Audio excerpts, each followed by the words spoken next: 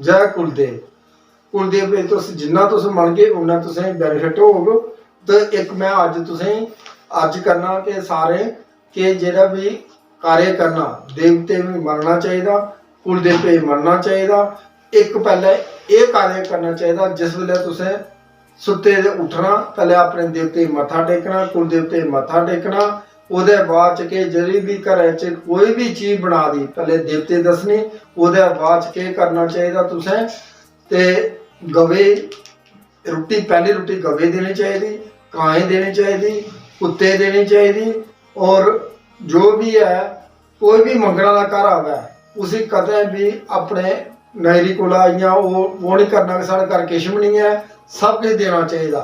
जेह्दे केह् होंदा बड़ा बरकत होंदा। जेह्ड़ा भी कोई भिक्षा लेने आंदा ओह् हमेशा आशीर्वाद ही देइयै जंदा कि सारे घरै च बरकत होंदी है।